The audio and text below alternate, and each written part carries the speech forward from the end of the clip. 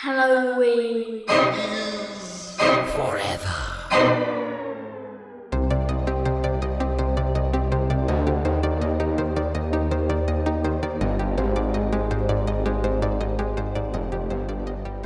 Man, it's a heck of a day at work today.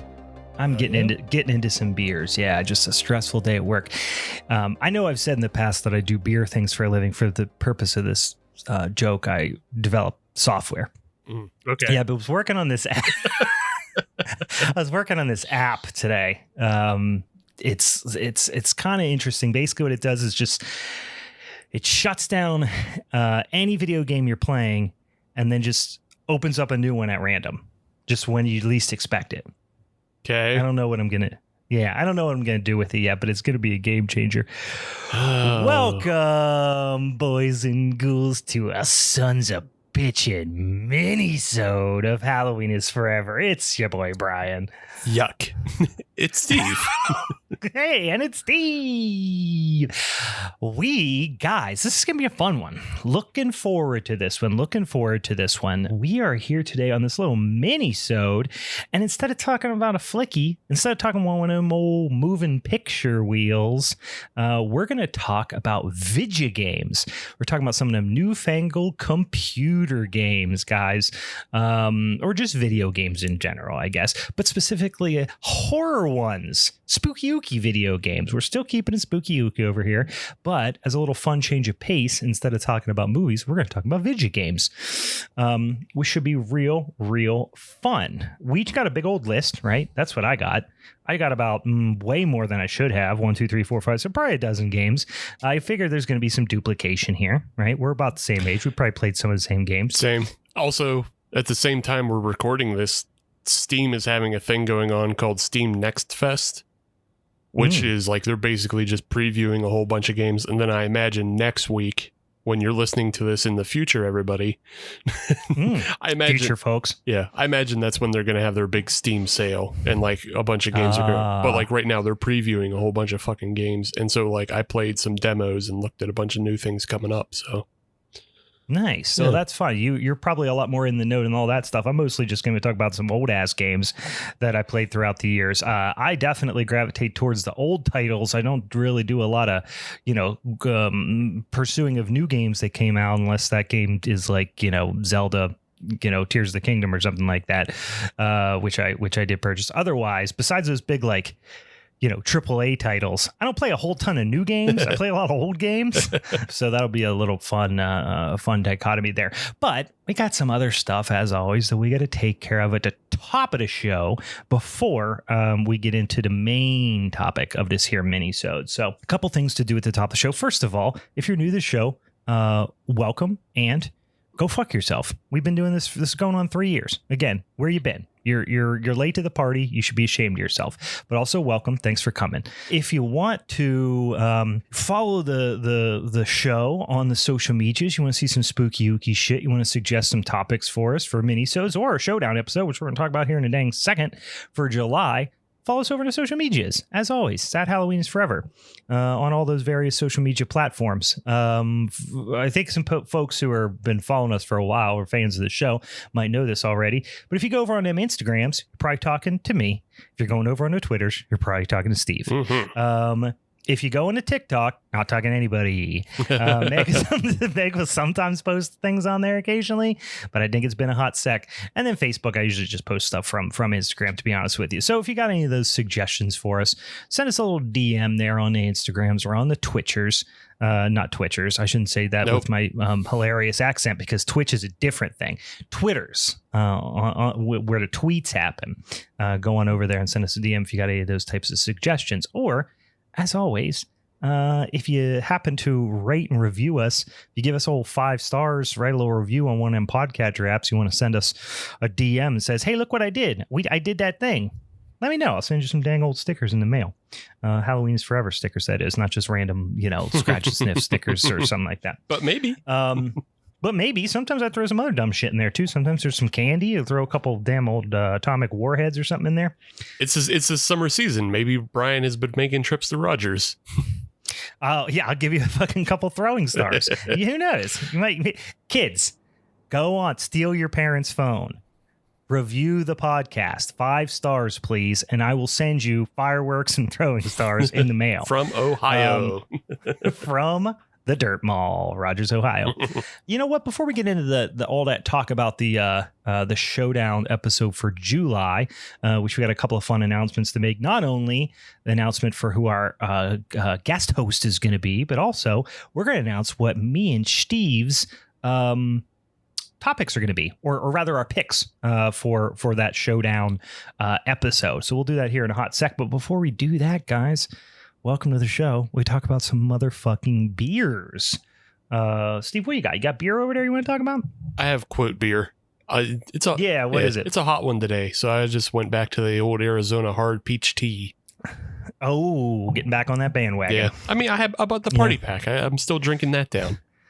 You're still partying after all these weeks, still partying. The party lingers on. Hell yeah. In the back of the fridge. Are you down to like the last couple of... Now, you said you liked the peach one. Yeah, I think I got one of each flavor left. Okay, so you do still have a full party. Yeah. You still have one full party to one left in the hopper. Yeah, one in the hopper. One party full of party one remaining. One party of one left. one man party left to go. I am drinking a beer that I had for the first time this weekend. I grabbed a couple of them cans of it as well while I was there. I am drinking Arctos 12 degree. Which is a Pilsner, 5%, 12 degree Pilsner. Interestingly enough, I think it doesn't really call out that it's particularly German or Czech. I think it's what is it say? Ingredients: water, Saaz, and German, and Saaz hops, but then German lager yeast, and it's some sort of named after some sort of Bavarian brown bear or something. So I guess it's somewhere between a German and Czech lager from the lovely folks over at Stick City. Yeah. In beautiful Mars, Pennsylvania. Yeah, that's a real good one. Mm-hmm. Yeah, it's a nice one. I had it. I stopped over there, grabbing some beers for Father's Day weekend. Grabbed a few different ones. Had a pint of their dark mild. They do everything on the old side pour, on the old side pull faucet, which is nice. And this beer was tasting real nice on a warm day from the side pull, so I grabbed a couple cans of it as well. They also had they have a lot of hazies and stuff like that, but then they had an English pale ale, a dark mild, a couple of lagers, and then they had like a 3.2% hoppy red ale. I'm trying to think of what the I'm trying to think if I've had that one. I know I've had the dark mild, which I like as well. Yeah. I got one of the hoppy red ales, which I grabbed a can of it. I didn't drink one there. I haven't tried it yet, but I was just intrigued by that. I was like, shit, under 4% hoppy red ale, just not a thing you see quite often. So I always like to see some goofy, weird styles out there. So yeah, it's drinking pretty nice kind of, fuller bodied, almost what you would expect from a German, or I'm sorry, from a Czech lager, but it's a little cleaner fermentation character perhaps. And like I said, a mix of German and Czech hops. So drinking real nice. Can't complain about it. Yeah.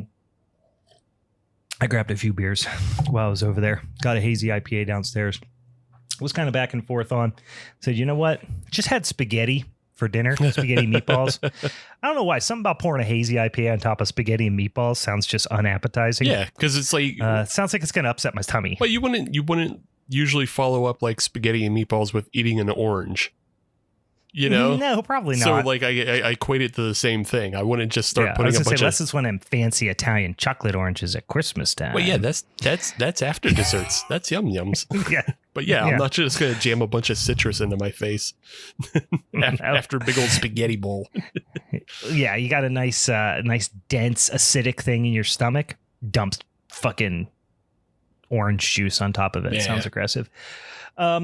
Anyway, all right. So we got some beers out of the way.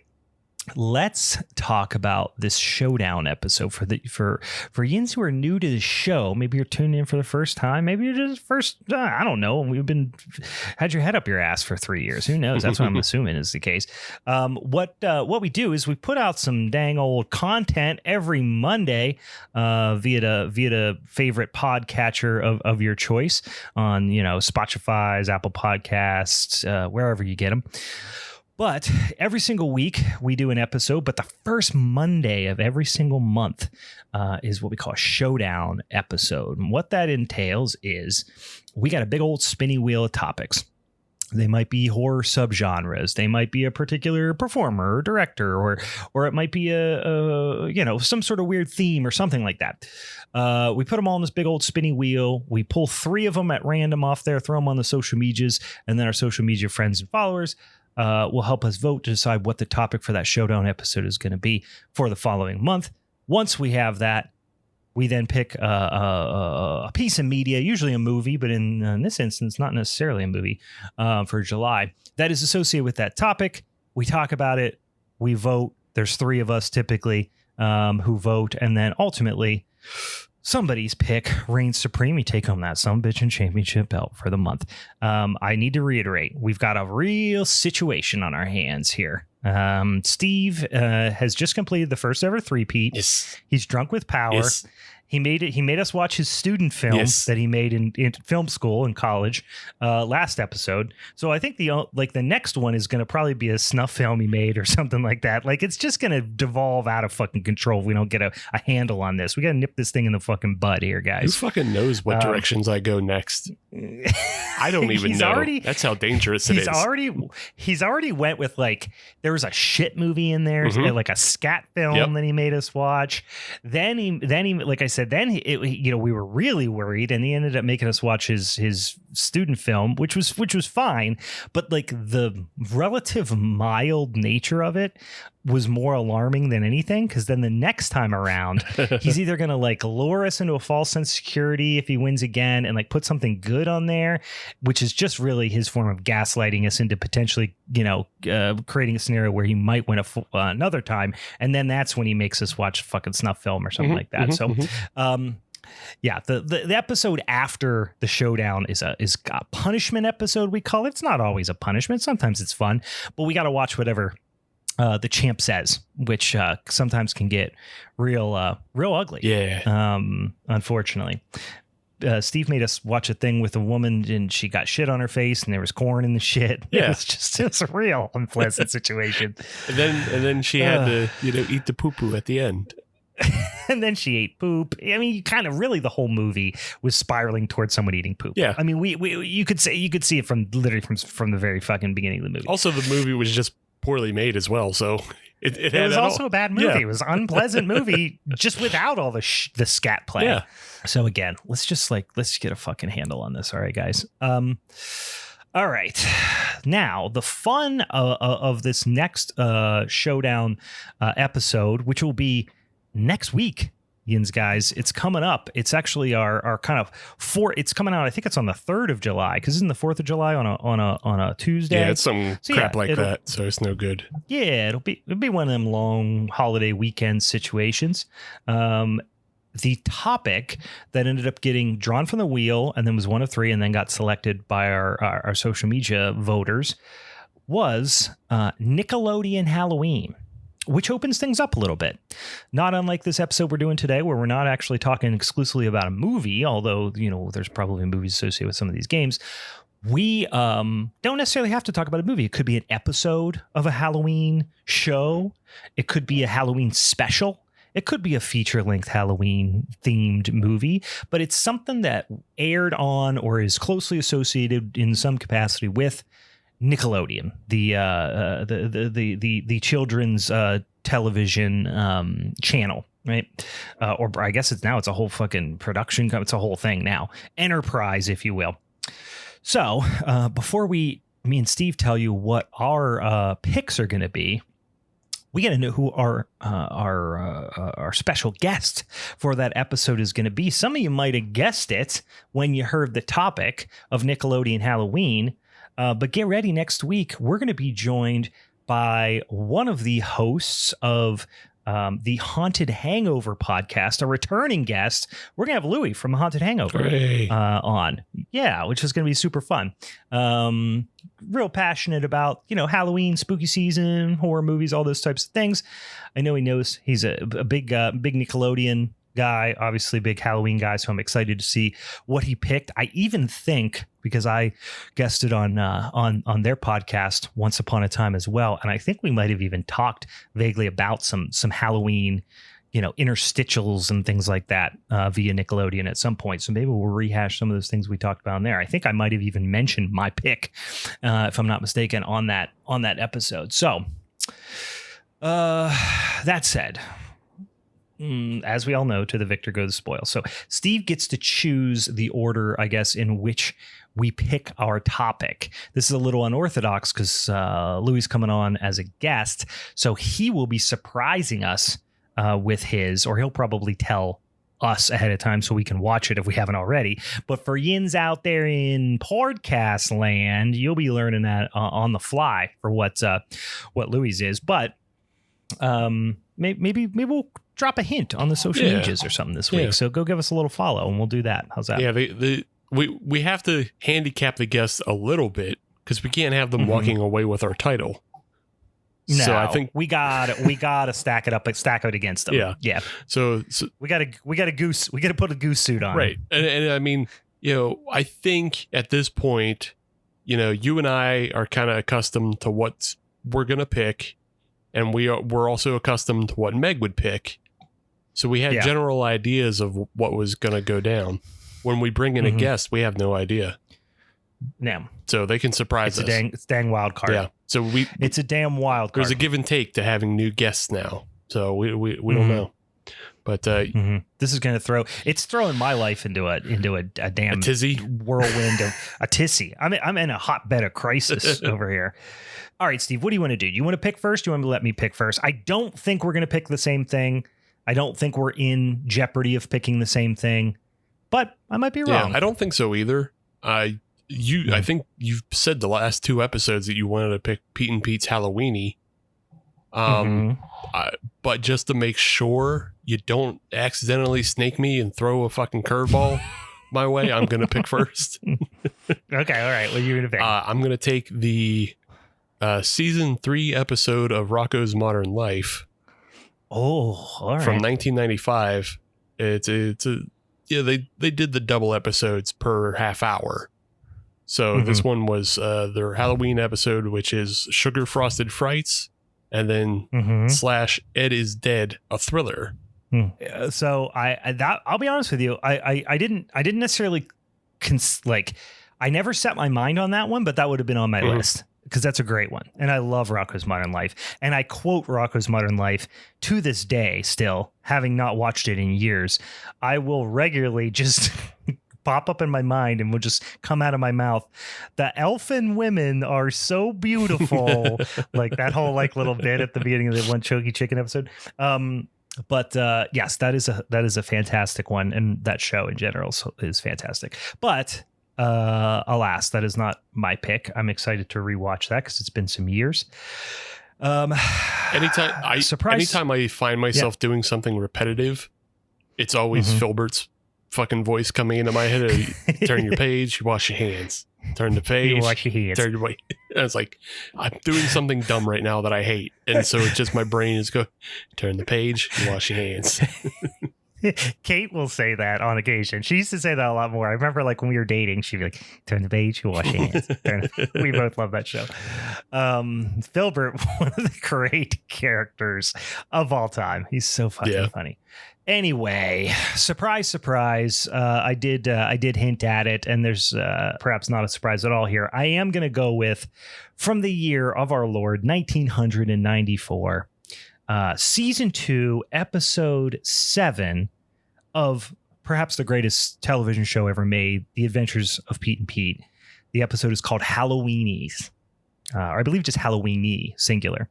It is perhaps my favorite episode of any singular episode of any one show ever. I have watched this so many times. I watch it multiple times every year. And it is absolutely up there with just my favorite pieces of media just ever. along with the Paul Lind Halloween special and I don't know, just above Halloween and various other things. I just love this episode. It just like screams the Halloween season to me, and the show's so great. And yeah, I'm not even going to gush about it anymore because I'm going to do plenty of that next week. So go check it out. If you got a sec this week, go check out Steve's the Halloween episode of Rocco's Modern Life, Sugar Frosted Frights, and then the second part of that is Ed's Dead, right? You said? Yeah. And then mine is Adventures of Pete and Pete season 2, episode 7, Halloweeny. And then we'll learn what Louis is going to talk about. And then we'll argue about it. And then somebody's going to get a fucking diamond cutter. Somebody's going to get the people's elbow. And then ultimately, someone's going to take home that sumbitch and strap that championship belt for the month of July. So we should actually think about, now that we're doing guest hosts, at least for the time being, in this AM, what we're referring to as AM, which is after Meg, of course, era. We got to figure out how we're going to award people that belt who aren't regular guests. We might have to like send them those little belts Meg bought, little plastic belts. Maybe we'll have to resurrect those. I don't know. I'll send them like a little PNG that they can attach to their fucking profile picture if they want. Yeah, it's like on LinkedIn when it's like, I'm hiring or I'm open for work, or whatever. What we should do also is maybe just like rig it against them so they never win. Yeah, you can do that. We can do that too. Like if it looks like they're gonna win, like I'll like get on all fours behind them and you push them over my back and we'll throw sand in their eyes. Get out of here, nerd. Get off our show. Get out of here, nerd. You lose. Collusion, guys. We're not above it. All right. So we talked about the Beersies. We talked about next episode and our Nickelodeon spooky ooky Halloween shit that's going to be happening here. And then, boy, in the coming months after that, it'll be August, and that's pretty much fucking Halloween already. So I can't believe it's fast approaching here. But before we get into all that, let's talk about what we came on this particular minisode to talk about, which is spooky ooky horror video games. And then we left it pretty open-ended, right? No particular era, no particular, generation or console or versus PC or anything like that. We're just going to talk about horror video games that we played that have been favorites of ours throughout the years, influences on us, and some of the things that we like about them. And I know there's a couple that I'm anticipating that are on my list that are probably on your list, but I tried to throw a couple of deep cuts in here that I've played in my time, and I'm sure you're probably more like I said, up to speed on, especially on newer games than I am. So let's kick it off. Who wants to go first? You want to go first? You want me to go first? Well, I figure. I mean, we're both of the same age, so I think the most obvious baseline is that we both probably grew up in Doom households. I definitely played me some Doom back in the day. And then I didn't own it, but I had cousins who had it. Yeah. So we played it a lot. And I used to just go ride my bike to the Radio Shack to play it sometimes. And they had it up there for a while. So Doom was like a shareware phenomenon back in 1993. So everybody had the first episode. That was the first couple levels. So everybody had that. But then I think I had Doom 2 when it eventually came out. So I figure that's a good baseline. We all had that. Yeah, we had like I said, my cousins had it. I definitely played it over there. I never technically owned one of the early versions of Doom. But like I said, I feel like I played it quite a bit. And we had another game, again, that my cousins had that was, there was a whole host of Doom ripoffs. And there was one that we played actually even more than Doom that I'm trying to quickly find that was called something Zero, I think. Well, I couldn't tell you. I'll try to find it. It was a crappier version of Doom. Sure. But we played that a lot for sure. Yeah, I mean, it started with Wolfenstein, and then you go to Doom, and then there was like a bunch of games. I think Apogee put out a bunch of similar games, and like Hexen was kind of the next step up. Yeah. I remember Hexen less. I don't even know if the game is called Zero Tolerance that we played. Yeah. Doesn't ring a bell. It was, no, I think it was like it was for Sega. And it was just like, it was a rip-off first-person shooter with, similar kind of monsters and shit like that. Yeah. So, okay. Yeah. Yeah. But it was, to us at, when I was, probably 9 years old, I was like, yeah, it's good enough. Right? It's pretty close. It's better than standing there at Radio Shack getting stared at and, getting bad, mean looks from the clerks because I've been there for 3 hours. I don't have quarters for the arcade. Leave me alone. We don't have arcades where I live. I'm sorry. I rode my bike 4 miles to get here. So I figured the other one that we probably for sure share basis in is Resident Evil 2. Absolutely. Yeah. And Resident Evil 2 actually played before the original too. Yeah, just something about it. It came out at the right perfect time for our age came out on the PlayStation, and just whatever age we were at that point. It was at 98. Yep. Yeah, it would have been. Yeah, I would say I was probably like 13 or so. Yeah, 12 or 13. And that was the first game that I remember actually faking sick to stay home from school and play. Like, I played that game. I bet. So, for those of you who remember from the PlayStation days, this was a 2-discer. Yeah. You had your Leon disc and you had your Claire disc, and it was 2 basically parallel paths of the same game. Some of a huge portion of which overlapped, but there were elements of each game that only existed within those games or within those versions of the game. I probably played the Leon disc like beginning to end. I mean, at least 10 times. And probably 6 or 8 times for Claire. Like, I could beat that game like practically with my eyes closed. I just, you know what I mean? That's how much I played it. Yeah. Somebody, I think maybe an aunt, bought me the strategy guide for like a birthday or Christmas gift. And so like I played it to the point where like I unlocked everything. I unlocked like the infinite bullets with the Magnum and all that. Yeah, and then like the extra hunk mission and the extra tofu mission. Hunk and tofu. Yeah, I remember that. Yeah, that was it was just such a deep game. Like, for the time, I remember I would play the beginning of the game. It's like a great horror movie in that it starts fast. Like, there is really not a lot in the way of a tutorial or anything. It just throws you into the fucking mix and you got to figure it out. Which now the controls would be quite intuitive for people who played video games around that time. But for me, especially playing it before the first one, you had the tank controls, which, were the case with Resident Evil for a long time. And if you'd never done that before, or it'd been a long time since you played a game like that, you get thrown into the mix and you with the fixed camera, and you're stuck in a corner, and then you hear a zombie come, but you don't know the direction they're coming from. It's fucking terrifying. Yeah.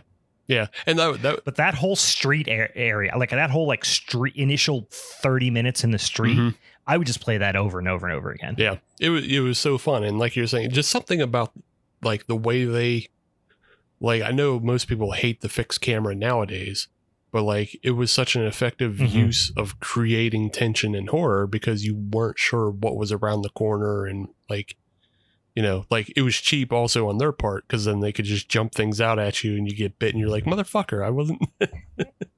Oh yeah. And there's also just like, the angles weren't always clear. So you're like, can I actually make it past that zombie if I try to run past them? You don't really know until you try it.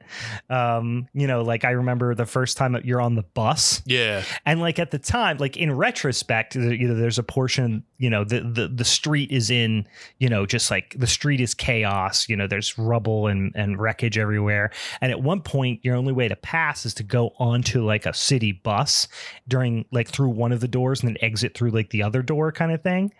And at the time, like now it would look so incredibly obvious, like which corpses were going to reanimate and which weren't. But at the time you're like, oh, there's like a rendered, body in the background. You're like, is that going to move? Probably not, but maybe. But then, of course, the guy who's glowing right up front with his pixels twitching, like he's probably going to get up. And he does, of course. You got to shoot him in the head. But yeah. Oh, that whole section's so fun. And then the bosses are fun in that game. You get the like old mansion style thing that you get in the first game, which again, I played them in reverse, but it's in a police station. And it's just, oh man, love me some, the streets of Raccoon City. Yeah. Boy. All those puzzles were always so goof ass for like, especially when they moved it to the police station, like the mansion, you can kind of like play off as like, oh, it was an eccentric millionaire that was taken over by a company. So of course they made it really impossible to get through. But then, like, the police station's also that way. They're like, how the fuck do they, like, get in for morning, like, for their morning briefing where they got to pick up 3 different gems just to get into the briefing room? Yeah, and why is there so many herbs laying around this police station? That should all be in lockup, you jackasses. That's evidence. You can't just leave red herbs on the floor out here. But I remember like one particular part of that game is when it's pretty early on, like really, I think the second or one of the early parts when you step into the police station, there's a cop there that like hasn't turned yet. And he's like injured and he's laying on the ground. You have like a talk conversation with him. He's sitting on the ground. And then he's like, and I still use this quote from time to time, is he's like, get out of here. And the voice acting in the first game is notoriously awful. And the second is still bad, but way better in comparison. And there's this point where he's like, you got to get out of here, save yourself or whatever. And he's like, I'm not leaving without you. And the cop just goes, just go, and points the gun at you. Like basically like, I'll shoot you if you don't go, because I don't want you to get turned or whatever. But just the way he says it, he's just like pretty calm, and he's like, you got to get out of here, just go. And just like points the gun at you. I'm like, whoa, dude, it's fucking 0 to 60. Oh man. Yeah, but such a great voice acting was all terrible back then. Like, oh yeah. The first game I ever remember that I'm like, the voice acting isn't unbelievably bad is like Metal Gear Solid. Yeah. After that, before that, and even a lot of games after, which we'll talk about today, there was fucking awful. I think I played the second one. Then I went back and played the first one when the director's cut came out. I don't even remember when they did like the 2-disc director's cut. Or maybe it wasn't 2-disc, but they did a director's cut version. Then they re-released the first game. And then I played 3 and 4, and then a long period, bro. And then I don't think I played 5. I played 6. It was shit. And then I haven't played one since. So I do need to get back on the Resident Evil bandwagon. I've heard that the remake of 2 is unbelievable. Yeah. So like, I think I have the remake of 1. So you're talking about how like you don't really buy new video games anymore. Like I buy like the $50 or $60 a year subscription to PlayStation Plus. So they just feed you new game. They just feed you not new games, but relatively new games. And so like I know one of them was Resident Evil remake, but I haven't played it yet. So my I guess it's probably worth saying, this might be an interesting thing, is like, our kind of console or video game machine of choice kind of, because that had a huge influence on what you ended up playing and what you got exposed to, which I know I originally, go, and I'm not this old, but for whatever reason, we did have, before we had a Nintendo, like an NES, we did have an Atari, which Atari is before my time, but I don't know if it was my dad's or an uncle's or whatever, but I remember we had like an Atari in the basement in like a plastic giant eagle bag, that like wasn't hooked up. And then remember being old enough at one point where like my dad hooked up I don't even remember what Atari console it was. But playing like Smithereens and Pitfall and a few other games on there. And then we got an NES, when I was really little. But it was towards the end, not towards the end, but like, what year did the NES came out? 84. Like 85 or 84, 85. Yeah. Like, I wasn't born till 85. So we probably didn't get an NES until I was maybe like 5. I want to say we probably didn't get it until like 1990. Yeah. And then pretty quick after that, we got a SNES. And then I jumped ship on the Nintendo, went straight to PlayStation, then PlayStation 2. Then I opted for the Xbox 360 when I was in college. And then Xbox One, which I still have an Xbox One. But 90% of what I play right now is my Switch. Switch or I do have a Game Boy Color, which I do pop on from time to time. But yeah, 90% of what I play now is the Switch. But so I didn't get like original Xbox, and then I haven't had a PlayStation since the PlayStation 2. Yeah. See, my history goes like my parents had a Commodore 64. Oh, hell yeah. Yeah. So like they had like they did some computing on it, but also they played Gorf. So yeah, they computed and they gorfed. They gorfed and they had chess. But yeah, Steve, like go to bed. Mommy and Daddy are gorfing. Gorfing. Go to bed. We're gorfing. You guys staying? Damn Gorf. That's weird. But yeah, no, I got the original Nintendo around 1990 as well, because like the first game I remember was the Ninja Turtles 2, the arcade edition. So like, but then I went from NES to Sega, and then from Genesis to PlayStation, and I've just been PlayStation ever since. And it's not until like the last couple years I've been playing games on the PC again, because like I had a Mac from like college to 2020. So like I got a new computer in 2020 and I was like, oh, look at all the things I can play. Yeah. Get off the Mac bandwagon. Yeah, I did a little bit of PC gaming in there. I had some friends in college I lived with that had really nice gaming PCs that we play, Half-Life and stuff on, now and again. And yeah, back in the day, definitely played some Leisure Suit Larry and those sorts of things. Yeah. Civilization. Yeah. I was huge into Roller Coaster Tycoon. Way back in the late 90s. But haven't done much in the way of PC gaming in recent years. Like I said, it's really been. I took years where I didn't play anything except for the occasional like retro console. Like I have an N64 now, you know what I mean? Yeah. So we'll play Mario Kart and Ocarina of Time, and I have I'm looking at a Super NES and an NES back there. The NES is currently not functioning. But I have like old consoles, so I still do play some of the old consoles. But the one thing that like kind of I had cousins that had it, and so I definitely got exposed to it. And our one friend in the neighborhood had it, so we played at his house a lot. But I was never a Sega guy. I had an uncle that had a Sega CD, so we definitely played like some Sega CD games. He would be the guy who bought like the Jaguar. Yeah. And the Sega CD and like all the expensive consoles that like had the cutting edge graphics but had like no games released for it. He was disposable income uncle. Yeah. Well, he was irresponsible money uncle. Well, same thing. Yeah, I guess so. Yeah. So it's interesting you bring up how like most of what you play is like retro games, because a lot of what I play on the computer is like games that have retro aesthetic. It's interesting how games have become both harder and easier to make. Yeah. So like there's so many games out that like have adopted the retro aesthetic, and they kind of crank them out like pretty quickly.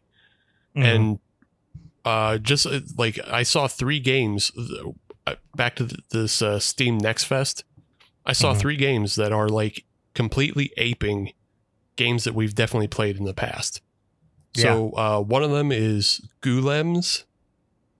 Ooh, okay. It's how do you spell that? Well, I'm gonna look it up. Goolems. Goolems. So it's like ghouls or gooey. But it's the game's Lemmings. So you're playing a wizard who summons zombies to like do lemming shit. Yeah, okay. Yeah, Lemmings has always been a fun game. Yeah. So like they're just doing Lemmings again. Another one I saw was it's called The Mute House. And it is exactly the original Resident Evils.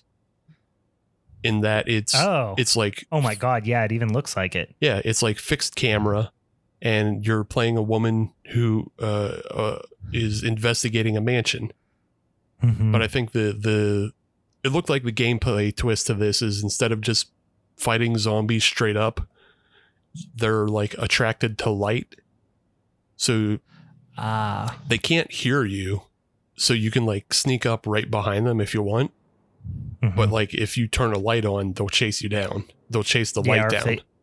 I see. Yeah. Yeah, there are a lot of games, looking at my list right now that aren't Resident Evil but are Resident Evil. Yeah. That is on here as well. Yeah, I guess if it ain't broke, don't fix it kind of thing. Yeah. But yeah, it just seems like so many like smaller developers have gotten the workflow down, because there's like tools like Unity and what's the other one? Unreal Engine, that just make it so easy for people to put games out. It's only like when they make these giant AAA games that they take years to fucking develop. Yeah, I love a game that is like a hidden gem type of thing. They're few and far between because there are, like you said, so many on there. If you're on Steam or even on just like this, Switch, Nintendo eStore, there's just so fucking much out there. And and when you find one that's just like a hidden gem type of thing, it's so much fun. Like I played early on, there was already some buzz around it, but once it became a little bit more well known, I caught wind of Hollow Knight. Okay. Which is a Metroidvania, relatively simple, like really cool art design, but like it's just such an insanely deep game. And the worlds just go on forever, and it's just so cool and atmospheric. And I love a Metroidvania. And that game I was obsessed with for months and months and months. I played that game just fucking religiously. And it just was so like rewarding to play. Cause I played, when I first got my Switch, Mario Odyssey and I played the Wolfenstein, game that came out early for the Switch and all that. And then to play this one, or like Enter the Gungeon, I think it's called. Really fucking fun. Did you have you seen Blasphemous then? Oh boy, that sounds familiar, but I don't, it doesn't ring a bell immediately. Yeah, it's another Metroidvania, but it's like horror religion. Like you're fighting like giant rotting baby Christ corpses and oh shit, this looks rad. Skeleton popes. I bring it up because like skeleton popes. I bring it up because Blasphemous 2 is coming out in August, and like I'm kind of pumped for that. But yeah, if you haven't played the first one. Oh yeah, you're literally, one of the bosses looks like a giant monk whose skeleton is coming out of his body, and you're fighting a skeleton. Yeah. It's like the game. Shit's wild. I mean, it's called Blasphemous, so yeah. It's a weird like it's a weird horror interpretation of like the Spanish Inquisition, because I believe the developer studio is from Spain, so they took all this nightmarish shit from the past of the Inquisition and like have turned it into like this Metroidvania. I think it also plays a little bit like the Elden Ring type games. Yeah. So there's like you have like there's some more RPG elements. Yeah, there's RPG and like elements of like you have to do a good parry to get past some of the things. So yeah. Yeah, this looks fucking wild. Yeah. I definitely need to check this out. Yeah. It's fucking gruesome too. I love some of the creature designs. Speaking of now I'm looking down through some of the games, so I won't I think we've talked about it before, but while we're still, on, Resident Evil adjacent, I think we've talked about on the show before, a game that doesn't get enough credit is Dino Crisis. Yeah.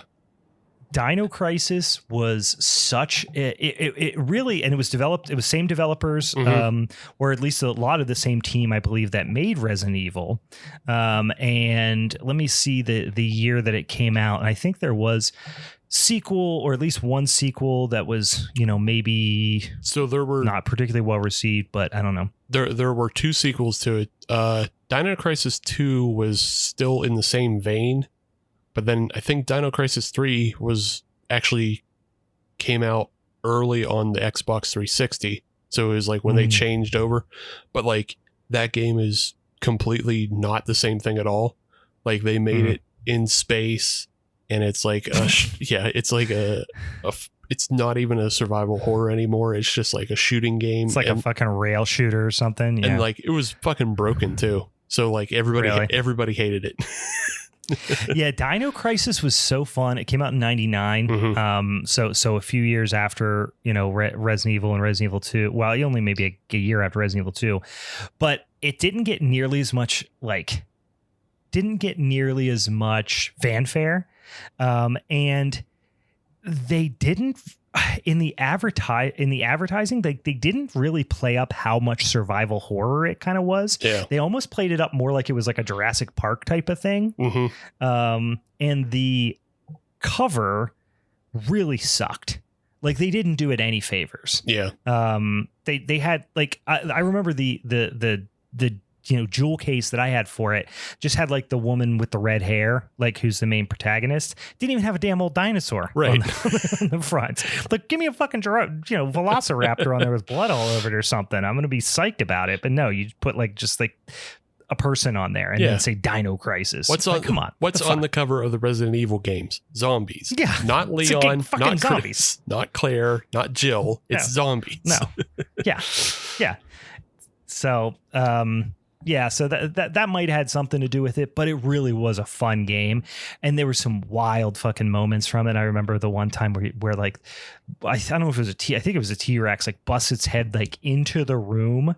It was kind of like the scare of the dog. Excuse me, like the dogs jumping through the windows. Mm-hmm. Yeah, it of was the PlayStation kind of thing. I think it's like a walkway bridge that you're crossing between 2 buildings, and the dinosaur just slams its entire head through. Yeah, and I just pissed my pants for an hour afterwards. And then you got to shoot its fucking head, and it's crazy. But yeah, that was same controls. Like it might as well have been in the Resident Evil universe. It was so similar in terms of art design and gameplay and all that stuff. Yeah. It's a fucking shame. They've remade the first 4 Resident Evil games now. They've made 6, 7, 8, even though 6 was trash, but they've made all of these Resident Evil games, but they don't have time to remake Dino Crisis or make a new one. Yeah, come on. Especially get on the especially when we're getting new Jurassic Park movies. The problem is they turned dinosaurs not scary. I think we've talked about this at some point. Dinosaurs are scary as fuck. They're damn monsters. Yeah. They're big, fast lizard monsters that eat you. That's terrifying.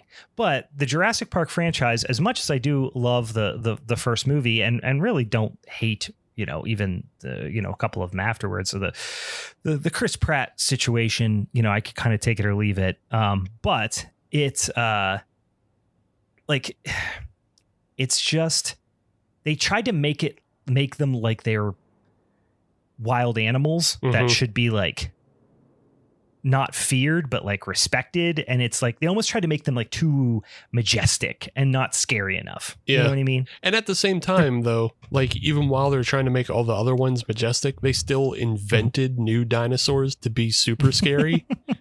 And it's we put the fucking chameleon DNA in this one, so it turns invisible. Ooh. It's like, yeah. What the fuck are you doing?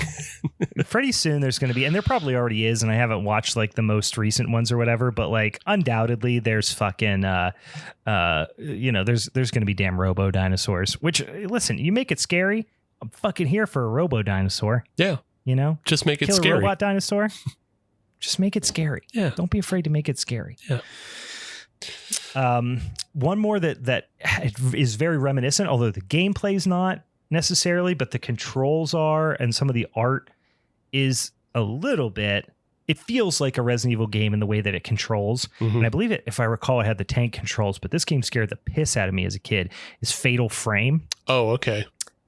Did you ever play Fatal Frame? Apparently the second one was better. I never played the second one. I think the first one was out for PlayStation. The second one didn't come out till PlayStation 2. Yeah. Yeah, I remember them, but I don't think I never really dived too deep into those because I was playing Silent Hill. So yes, I played that too. I was a big survival horror, kid in the late 90s, early 2000s. So, yeah, Silent Hill is definitely on my list, but Fatal Frame gets a little bit less attention, and it's a little bit more like Resident Evil in that I think, there's a lot of exploration. Mm-hmm. It's a little bit more survival oriented. It's not as mystery. I mean, there is definitely a mystery, I guess, to it. But anyway, you're basically finding ghosts, and you don't have a weapon. Well, your weapon is your camera, and you basically have to lock in to position the camera without getting hit by these ghosts, and then take the ghost picture, and that kind of zaps their energy. Yeah. So, which is more fun than it sounds. Yeah. Well, I mean, that one did the thing of which was different from Silent Hill and Resident Evil, is that it switched between first person and third person, because it took you into first person to take the photos. Right. And it was, if I recall, it was when you were in third person, it was fixed camera. Yeah. Which makes it more Resident Evil like. But yeah, when you brought up your camera, it was like Pokemon Snap style. Right. Except ghosts. Except for ghosts. That ghost. I mean, some of the Pokemons is ghosts. Some Pokemons is ghosts. Some of them's ghost type. some Pokemons is ghosts. Yeah. But not all ghosts is Pokemons, and not all ghosts is Pokemons, but some Pokemons is ghosts. Yeah. Anyway, yeah, Silent Hill you mentioned. Yeah. Those games fucked me up. Those games are trauma. I don't know. You're talking about how you're not necessarily playing a lot of the things that are out today, but Silent Hill injected, and it's got to have been the catalyst for all of these games that are out today that are basically walking funhouse simulators. Yeah. Yeah, because the Silent Hill games made you feel so powerless most of the time. Even though they gave you a gun. Lost. Yeah. Even though they gave you a gun or a pipe or something, you were basically powerless. And so all the new games take that. Yes.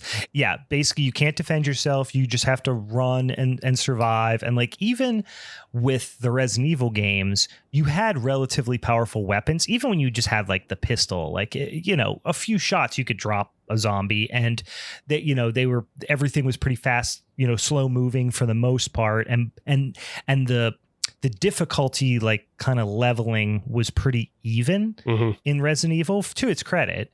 Whereas by the time you're running into wacky ass lickers and stuff like that, you probably at least have a shotgun, or could have had access to a shotgun at this point.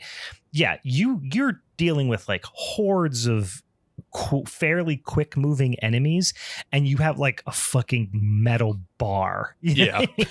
And you move slowly, and you have no health, and you don't know where you're at. And the first Resident Evil game, I remember wandering around for hours, just I don't know what to do next. Yeah. And the first Silent Hill was terrifying because it started you out by you had to die in this alleyway stabbed by children.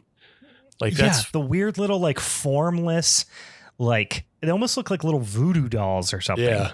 Yeah, they're just like little potato sack children. They just stab you. Potato sack children. Yeah, that's exactly what they are. And they stab you to death in an alley. Like, that's a terrifying way to start a game. Yeah. Yeah. I was 13. Yeah. I was terrified. Yeah. So good news. And then two, of course, was even better. Right. So good news. Yeah. They're remaking 2 for modern PC and console and everything. I heard that. And then they're also making a brand new game as well. Oh. Yeah. Silent Hills, plural. Silent Hill F. Yeah. Silent Hill 2 may be the best horror game ever. Yeah. In my mind. Yeah. Like, it really might be. Like, I'm looking at, like, some of the other ones I have here that I really love are not as pure horror as that. That I maybe, have more affection for. I mean, I put maybe Dead Space up there too, which we haven't talked about yet. But Silent Hill 2, holy shit balls. I mean, talk about just an immersive game. Yeah. Like that, like both Silent Hill 2 and Metal Gear Solid coming out around the same time. And they both punched above their weight for what they did as far as like being an immersive gaming experience that like just threw you in. And like they blended both the cinematic elements as well as just forcing you into situations that you didn't want to be in. It didn't feel like we used to not joke around. We used to literally call it, like, when we were little, when we were talking about like PlayStation and even like playing, like Final Fantasy 7 or something like that on PlayStation, you would have your cinemas, which were like this cinematic cutscenes where the graphics didn't look anything like what the actual gameplay looked like.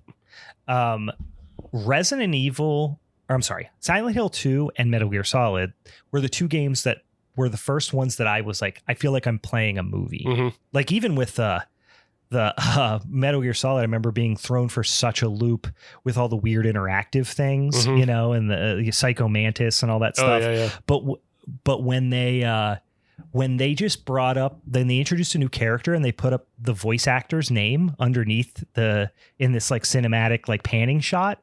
Yeah. You'd just be like, whoa, shit. It's like we're in a fucking movie. It was wild. Yeah. And I mean, not to stay too long on Metal Gear Solid, but like even just the beginning of the game where you get on the elevator and you're going up the elevator and like the music is swelling and Snake is smoking a cigarette. You're like, damn, this is a movie. This is James Bond. Let's go. Well, and it also was like the whole thing you just played was like a pre-credit sequence. Right, yeah. It's amazing. Yeah. And that whole first level is basically a cold open title screen sequence. It's a cold open. Yeah. Exactly. They did I remember having the demo of Metal Gear Solid before it came out and playing that level over and over and over and over again because I was just so excited about what it was gonna be. Yeah. And anyway, we're not talking about the Metal Gear Solids. We're talking about horror movies. Although there are some parts of Metal Gear Solid movies or games like Snake Eater, the third one, which is one of my favorite games of all time, that are fucking terrifying. Which they're also remaking. Are they remaking Snake Eater? Yeah. Oh my god, I can't wait. I loved that game. Yeah, it's I think it's called Metal Gear Solid Delta because they're kind of ignoring that it's 3 because they didn't remake 1 or 2. So they're just like, we're going to remake the really good one. The really, really good one. Yeah. 1 was amazing. 2 was, you had to be fucking Raiden or whatever his name was, which was fine. You got used to it. But 3 was just like, holy shit, blew my tits off. I remember when I first played that game. Yeah. All right, what do you got? So I want to jump on a couple newer ones. So we were talking about like hidden gems. And this one was a hidden gem that came to me by PlayStation Plus, but I want to bring it up because it's on sale right now on Steam. It's a game called Control. Okay. And I feel like it didn't get enough, whenever it came out, it just didn't get enough like headlines or something because the game is too fucking weird. It's too weird. Is this Control from 2019? Yeah, 2019, 2020. Okay, gotcha. It's essentially an SCP game Okay. I'm on board. Yeah, the game starts out like you're playing as this woman named Jessie, and she's more or less haunted by her her dead brother. Okay. But like her dead brother, or her brother went missing at some point, and then she discovers this building that's called like the Federal Bureau of Control. Oh, jeez. And all right. you go in the building, and it has impossible geometry. It has like all these crazy shit going on, and they have all these artifacts that are locked up. Mm-hmm. So one of them is like a fridge that you have to keep eyes on, and if you blink, it'll like eat you. That is literally an SCP Foundation like story. Yeah. One of the SCP whatevers, it does that. Like if you take your eyes, if no one's looking at it, it snaps your neck. Yeah. And so it's like, it's a refrigerator that like eats you and teleports you to a different dimension if you stop looking at it. So it's like a whole bunch of shit like that. And then some of them you can get powers from, and then you're fighting what's called the hiss, which is just like this. It's like a radio sequence hiss, but it's like possessing people, and their bodies are floating all over the Federal Bureau. So like they're just hanging in the air, and you have like these murmurs in your ear all the fucking time. The game is The game is insane, and it's absolutely a horror game, but like it's not like you never see it classified as a horror game anywhere. It just, I don't know. I don't think they marketed it right. I'm looking at screenshots right now, and it does look super creepy because there's just like, it's almost like the people are kind of like ragdoll aesthetic kind of thing, or ragdoll physics, but they're just like hanging in the air like 10 feet up. Yeah. And like you have so obviously at some point some of them do come alive and you have to fight them. But like you're constantly like walking through these rooms of like these mumbling, murmuring people just hanging through the air all the time. And then you have these fucking other SCPs around. You have all kinds of goofy shit going on. You have this mechanic of like, as you discover and unravel mysteries, they have these lights with pull chains, and you click the light 2 times and it teleports you to this completely unknown motel in the middle of bumblefuck nowhere. It's so weird. It's like it's like a Dark Mirror episode or something. Yeah, the game is so fucking weird, and like more people should play it. That sounds awesome. Yeah. I'm actually I think I'm going to check that one out. That looks really cool. It's only $10 on Steam. Everybody go get it. Hey, there you go. I can get behind that. I'm going to go back to an old one that, and then I promise this is my last Resident Evil like game. But I do want to look at anything that was like Resident Evil back in the day. I was going to play it. This came out in 98, so it came out right around the time probably that Resident Evil 2 came out. But this was a little bit more supernatural, and I remember it was a Square game. It was called Parasite Eve. Oh yeah. Do you remember this game? Oh yeah.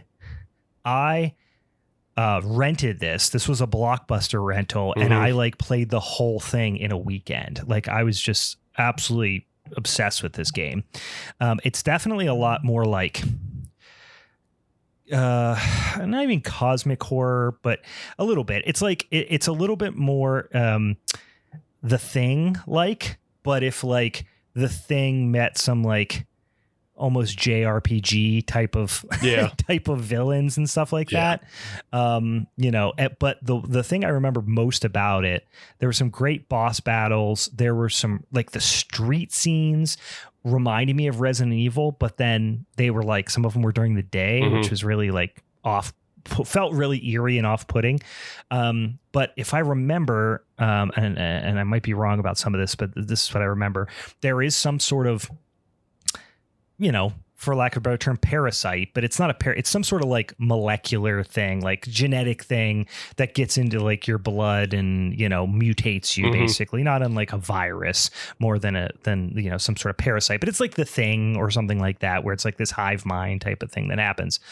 But I remember the opening, or one of the opening, and if you've not played it before, it's definitely worth playing. I don't know how well it holds up now. Maybe it doesn't at all. But spoiler alert, because from the beginning, because it's like one of the most impactful parts, it starts really fast, where you're at like some sort of performance. You're in an like opera house. Yeah. You're in like a fancy opera house type of thing. And all the people burst into flames. I think in the crowd. I think it's even specifically Carnegie Hall. Because it's, is it? Yeah, because the game takes place in New York. At least the opening does. Yeah. And then I think Eve is the main like antagonist. She's like she's a musician. I don't remember if she's a singer or a piano player or something. Yeah, she's some sort of music. Yeah, she's the opera singer. It's an opera singer. Yeah, because I remember she's on stage and then she mutates into this big, crazy, like long-armed creature, which they do show on the cover, you know, of the jewel case or on the booklet in the jewel case. And it reminds me, her arms remind me a little bit of like when Freddy's walking down the alleyway and touching both sides. Like it reminds me a little bit of that, but like more like claws. It was just a more cosmic sci-fi-ish twist on, you know, on Resident Evil, I guess. Yeah. That's another series. Like I rented it from an Eagle video that I played a bunch of times. R.I.P. Yeah, R.I.P. Eagle video. But I rented it a bunch from there. And again, like that opening scene is so impactful and crazy. But like the monster design is so obvious. It's just funny because it was one of the early games that they tried to westernize, because they made everything white people in New York. But then the monsters are still super JRPG. Oh yeah, like the hair, the aesthetic, like the whole aesthetic just feels very JRPG. Yeah. But yeah, I can even like the like street scenes, it almost looks like something straight out of like Yakuza or something, you know. Which those games rule too. Yeah, they do. But I that's another one I wish they would remake. I mean, they're spending all this time on Final Fantasy VII remake. Remake Parasite Eve too. Do it. Come on, guys, don't forget about Parasite Eve. Or make a new one. Do one. Yeah, do one or the other. You can make her big, you know, Eve's big turd looking dreadlocks like look a little bit more realistic. But it was, I remember that being a fun, scary game as a kid. A rental, but certainly worth checking out. Yeah. So I got one. Yeah. What do you got? I got another one that's along the lines of Metroidvania, but it's more linear and it's more puzzly. But I think you'll still enjoy the game. It's called Carrion. Okay.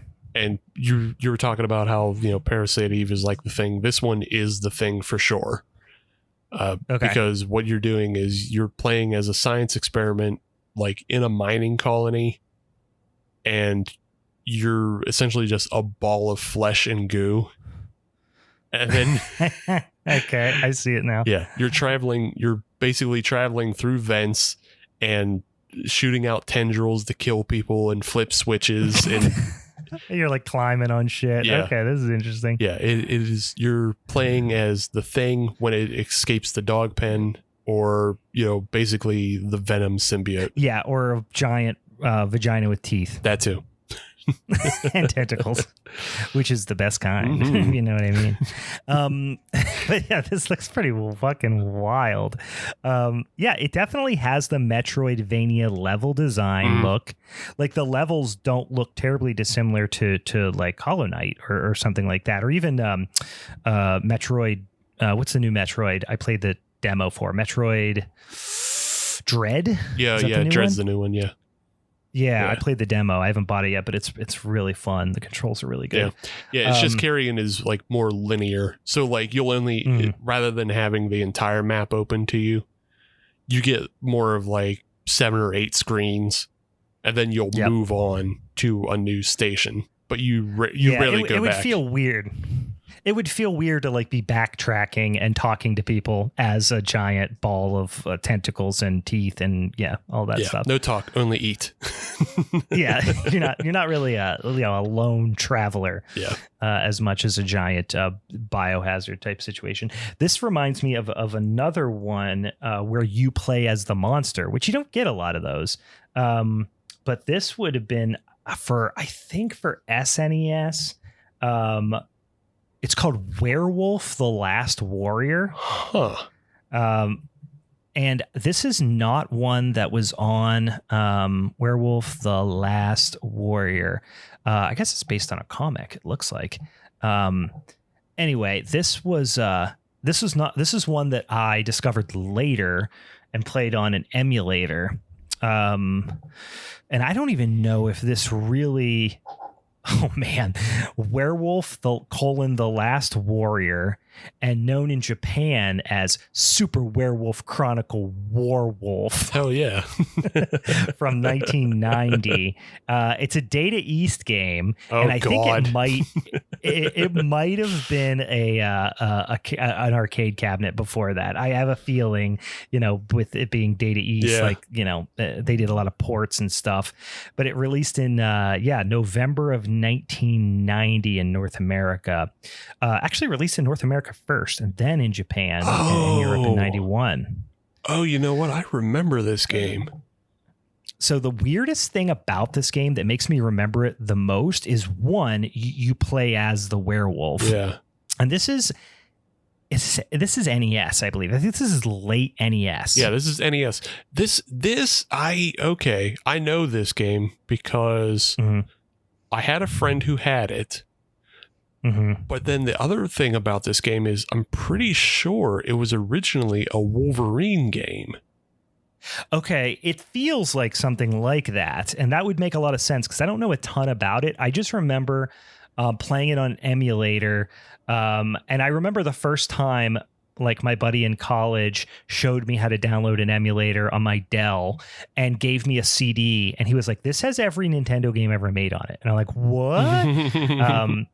And this game I found on there, and you start out playing as like a kind of wimpy dude, and then it's like when the moon comes out, like it gets dark, it's almost like a in a couple of the Castlevania games it goes like that. You do like the day-night cycle. And when it cycles to night, you turn into a big ass jacked werewolf. But the fucking weird thing about it is your hands are like weird bone blades. It looks kind of stupid. Like, and you could see how it would have been a Wolverine game. Definitely. It's definitely, it was something I learned later on. But like, if you look at the boss sprites, they didn't change the boss sprites at all. So it's still like Magneto and Juggernaut. Still like Juggernaut and shit. Yeah, that's what I'm looking at right here. Like, that's definitely Juggernaut. Yeah.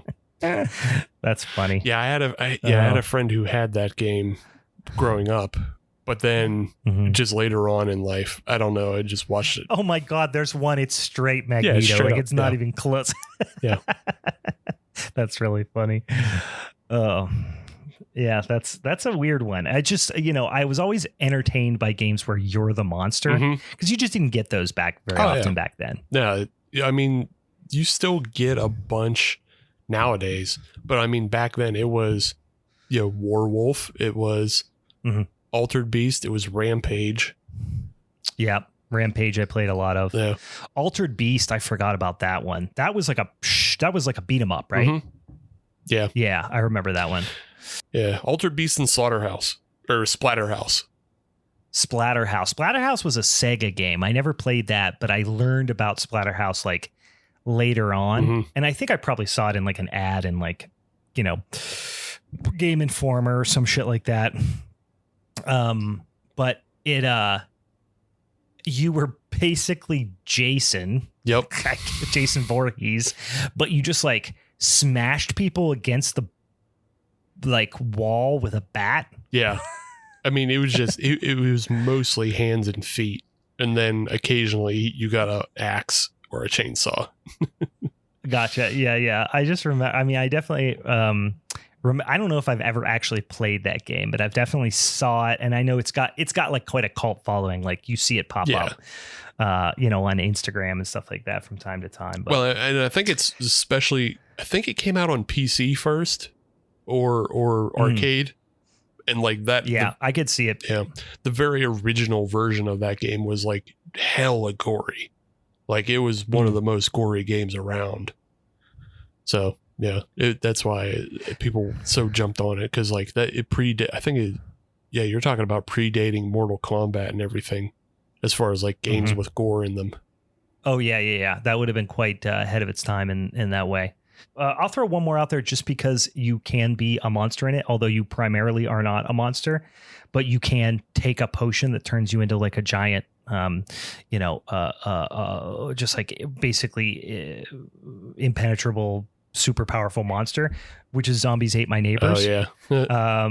Which is not a horror game, but it's horror themed, and there is a lot of horror references, and you fight, werewolves, and there is a Jason Voorhees character that chases you with a chainsaw, and there's little Chucky dolls with hatchets, and there's giant fucking 50-foot babies and aliens and like pod people, and just like it is the most insanely like deep game for it's for Super NES. And it's 2-player co-op, like overhead shooter, 3D kind of not open world, but just like a big overhead map. And your whole goal is there's a certain number of neighbors, and they might be like they almost are like neighbors from a Tim Burton movie. They're like wearing like, plaid shorts and a tank top floating in the pool with, a big dollop of sunscreen on their nose, or they're like grilling, with their like chef's hat and like the kiss the cook hat. So they're like these like very like lame suburban neighbors. There's like a cheerleader jumping on a trampoline, and you have to save them all in the level before the monsters get to them. So there's like a guy floating in the pool. You got to jump in the pool and save him before the creature from the Black Lagoon jumps in and eats his ass. And there's like 100 and something levels. And it's just such a fun game. And I've played it I've played it at least once a year since I was a kid. And I was actually I feel like we even talked about this at some point on an episode. I was at an random arcade bar in Indianapolis, and I sat down and just grabbed a beer, and they had an Super NES with like every game, one of those cartridges that has like every game on it. And I jumped on there and just like cranked through the first like 20 levels of Zombies Ate My Neighbors, just because they're like programmed into my brain. Yeah.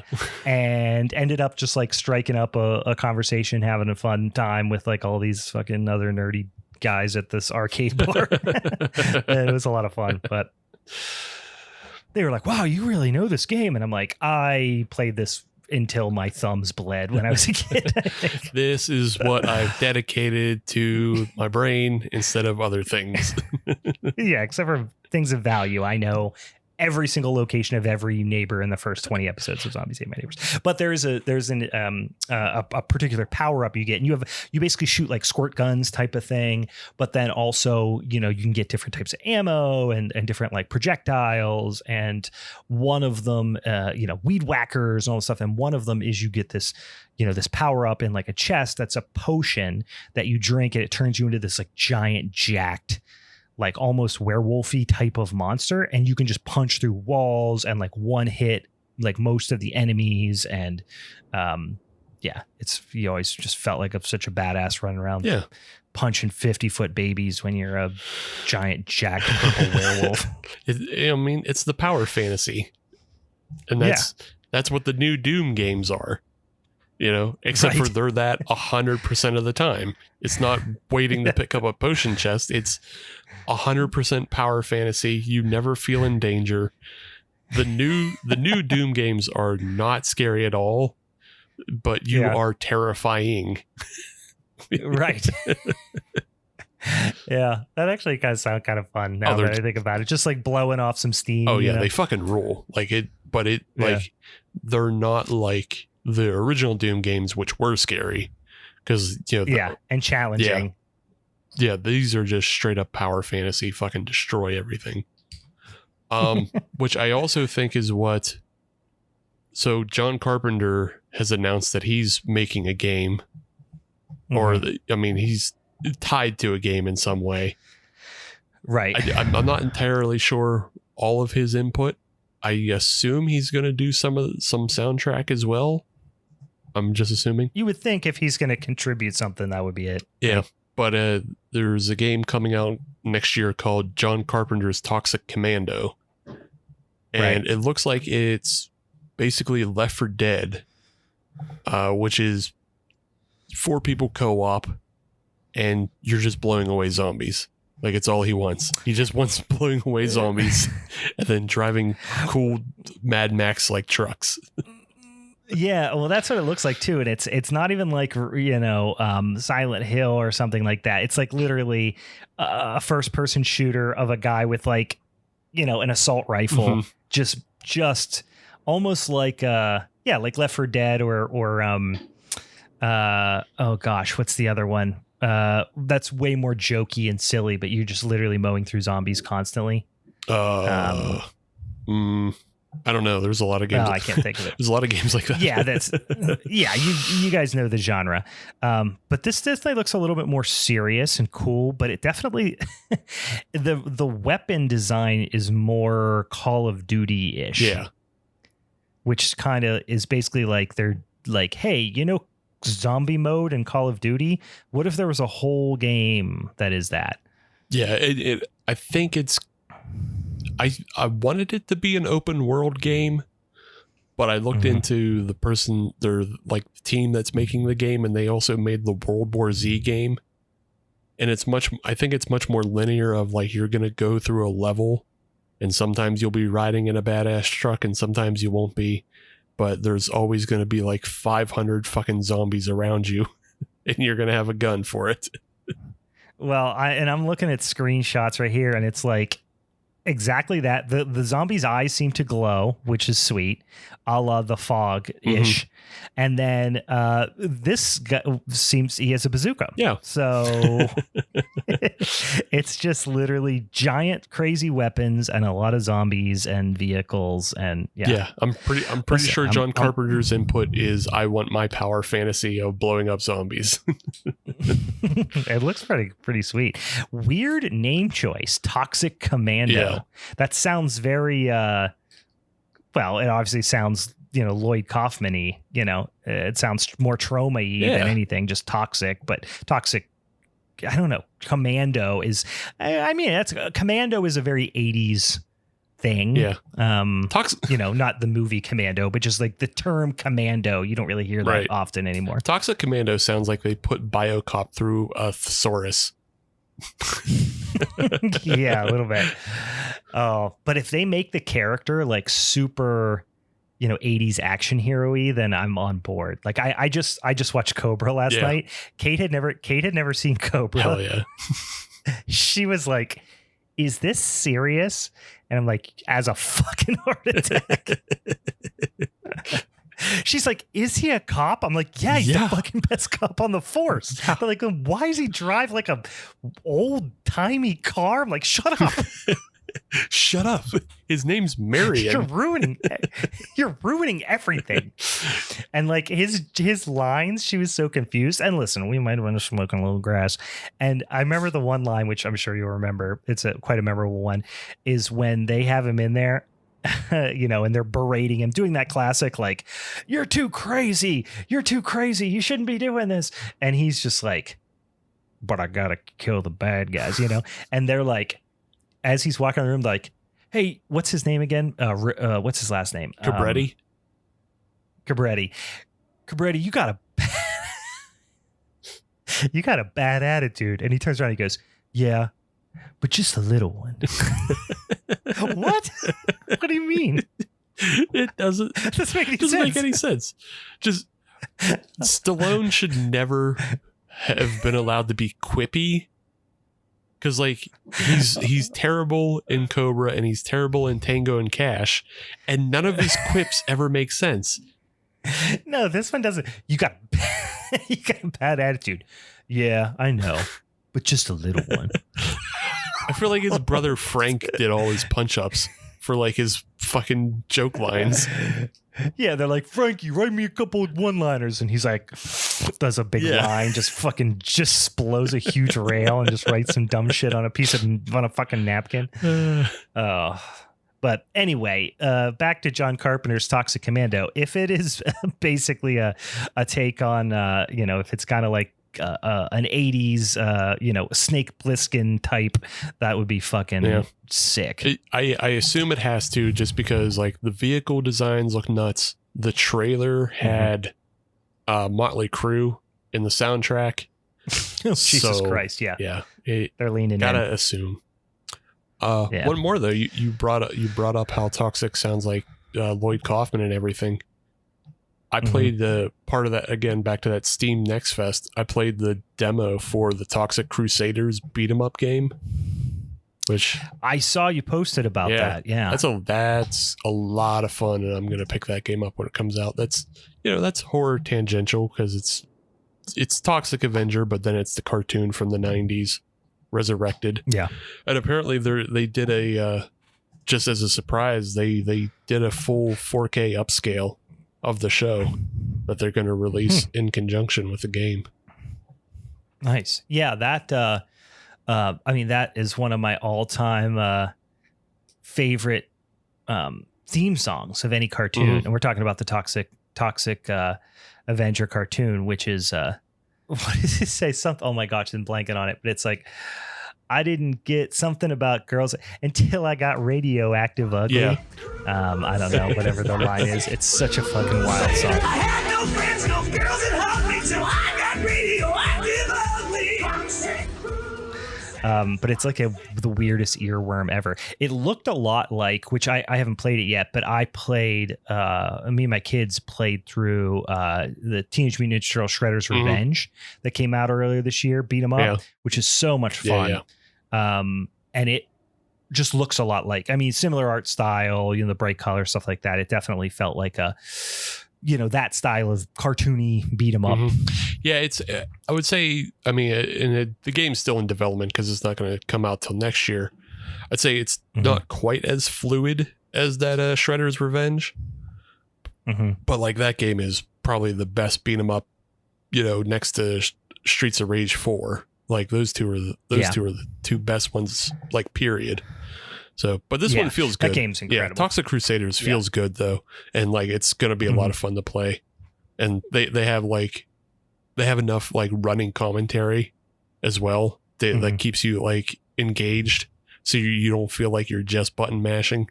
Like the characters pop in and like drop one-liners and stuff while you're playing. So that's the best. That's what I love about the TMNT game too. Is like you get enough, and like there's a lot of deep cut characters that pop up and stuff. And oh man, such a fun game. Yeah, I will definitely be playing that when it comes out, because I just want me some more TMNT beat 'em ups, because that's my favorite.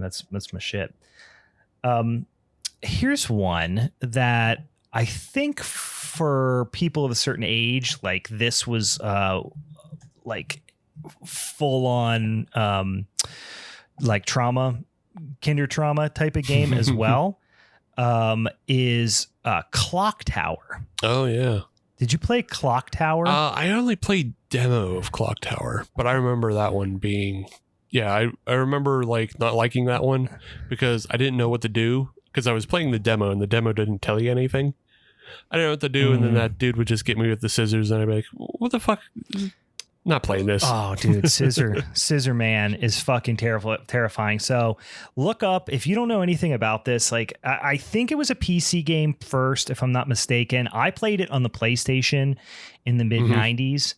And then I think there was Clock Tower 2, which I think might have been for PlayStation 2. I did not play that one, although I should go back and try to find it. It's, imagine a big giant, building type, survival horror type of game, a little bit more puzzly, definitely less combat, really very little combat, in fact.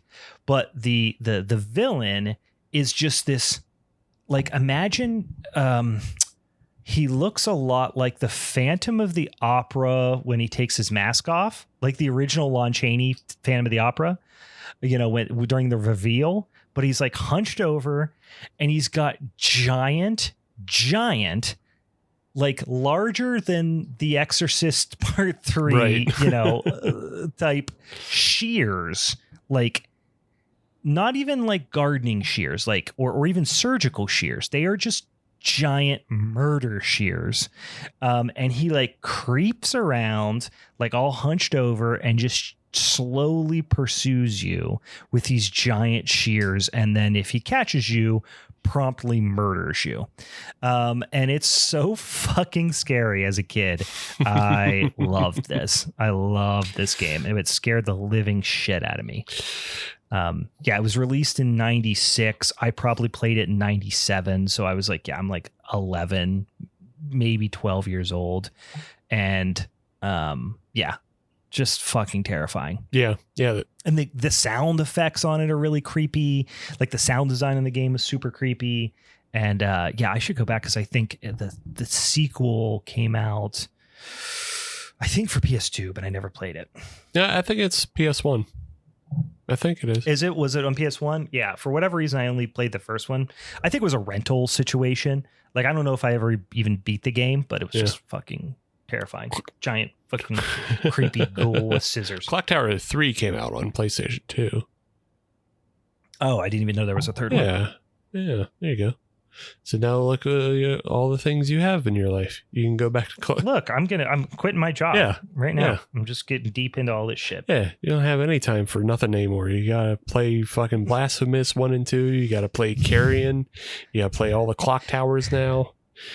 Yeah. Well, this is the problem. I have kids, so my only chance to play these games after they go to bed because they're little and they get freaked out from playing a game with the guy cuts your head off with scissors. Yeah. They're not old enough to traumatize yet. No, they're like, let's play Zelda. And then even that gets a little scary for them. And I'm like, well, wait till we get to this ghoul that cuts your head off with giant scissors. Yeah, just throw them in the deep end with the new Mortal Kombat game that's coming out. Yeah, I'm sure they'll get around. They'll be like, he pulled his spine out and sodomized him with it. Oh, no. Oh, no.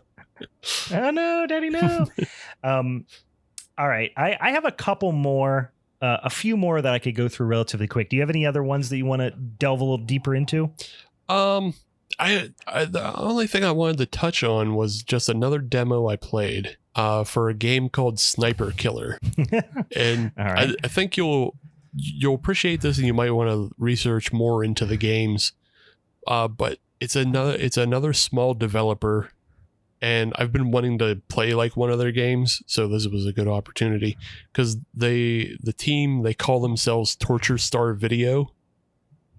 Okay. And so they're basically like playing them. The game itself has like an intro, kind of like a Canon Films intro or something like that. Okay. Like they're really playing to the 80s aesthetic. I'm looking at it right now, and it's very PS1 kind of face stretch over the model. Yeah. All of the graphics are like N64 GoldenEye graphics.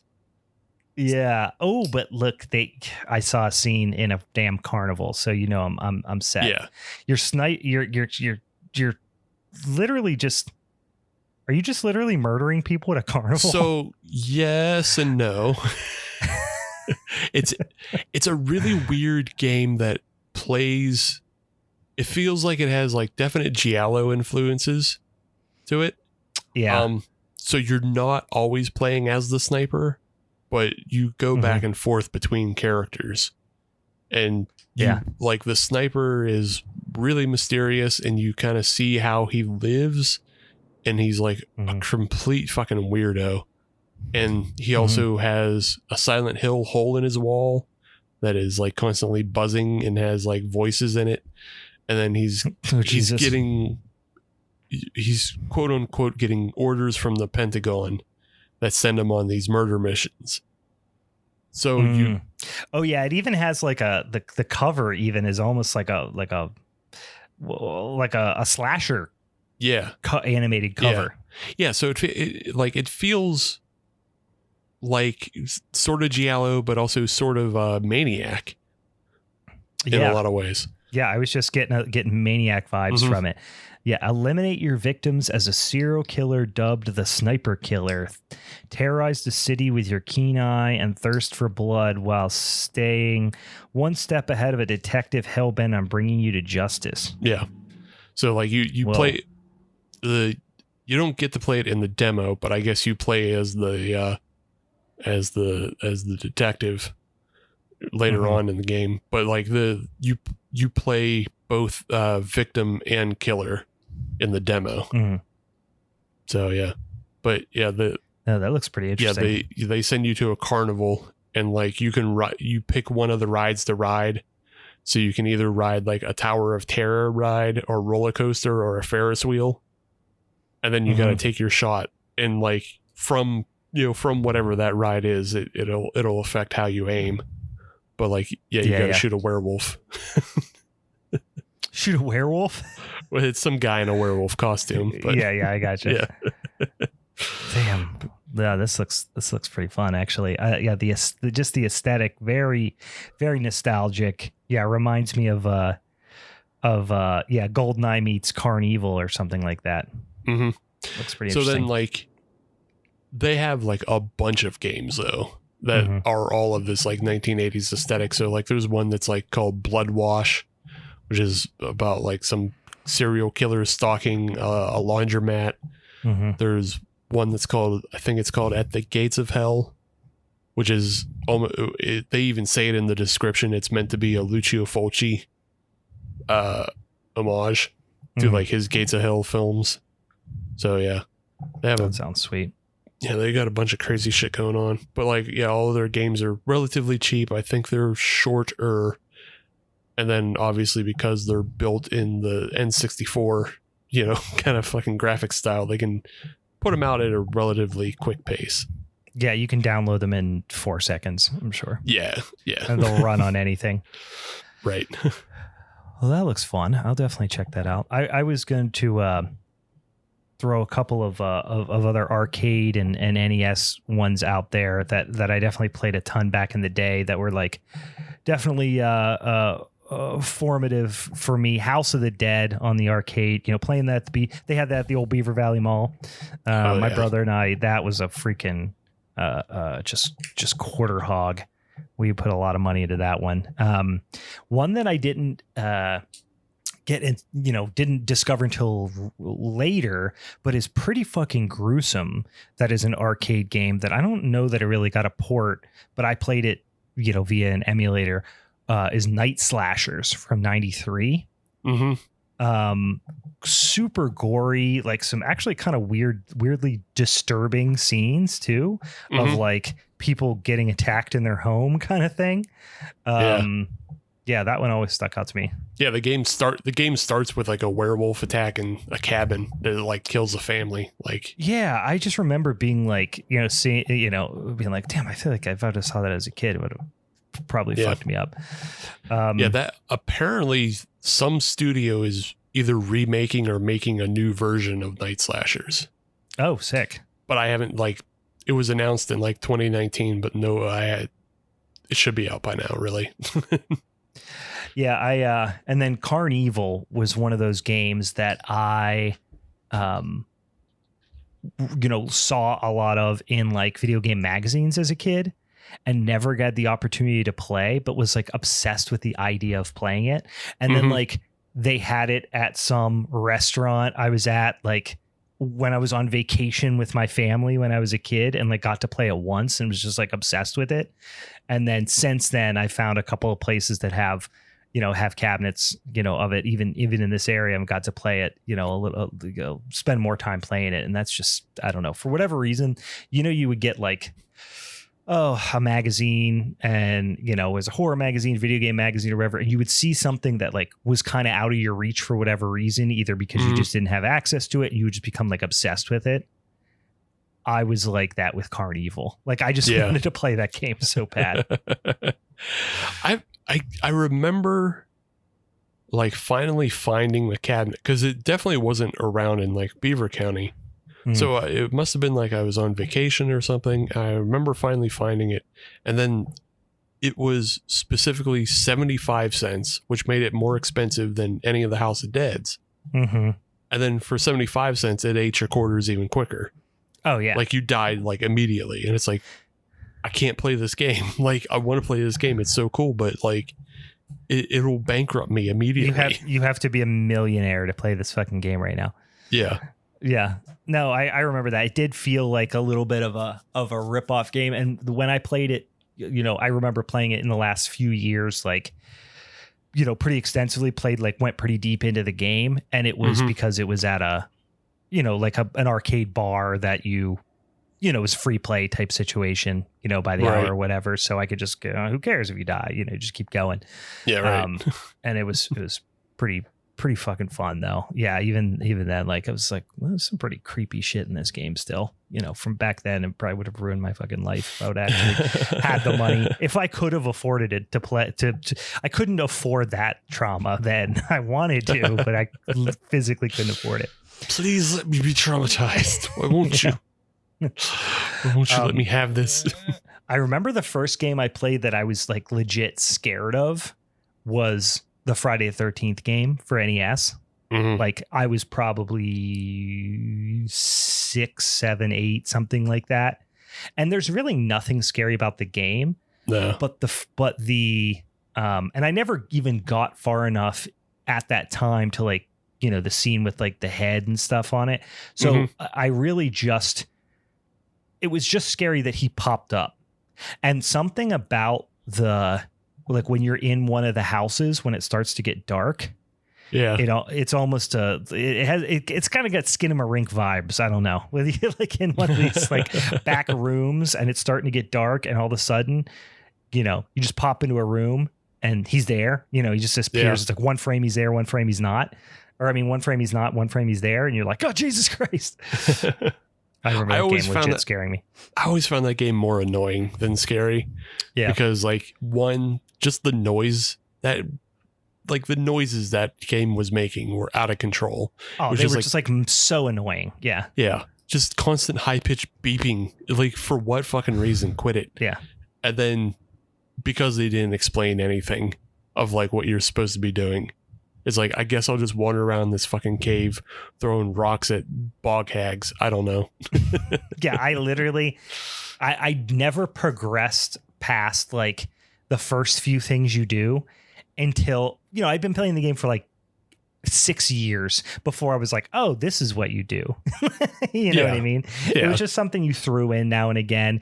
It was, and I still have a copy of the game. I don't know if it's my original copy. I think it is, because I bought it used at it might have been at Rogers actually, because I had a lot of I found Theme Hospital there, and I sold all these games for fucking beer money in college, but I don't know if I held on to that one or if I had came across one later, but I have a copy of it in a NES cartridge, and when I had it as a kid, it wasn't a game I paid full price for. It was like, oh, this is $5 at a flea market or whatever.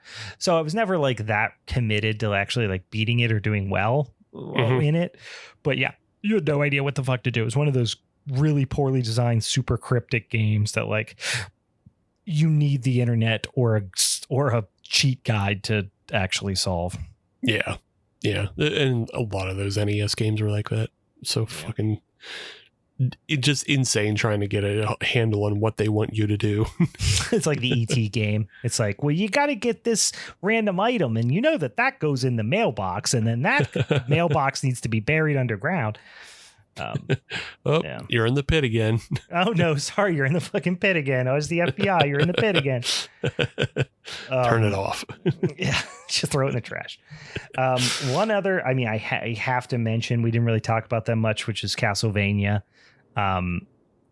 Like I've played a lot of Castlevania games. I played Castlevania games as a kid.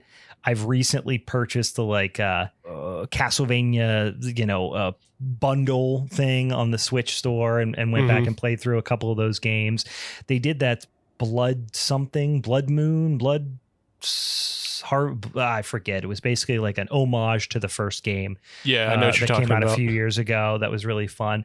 One game that's probably my favorite in the franchise that I haven't played in years that I do need to like.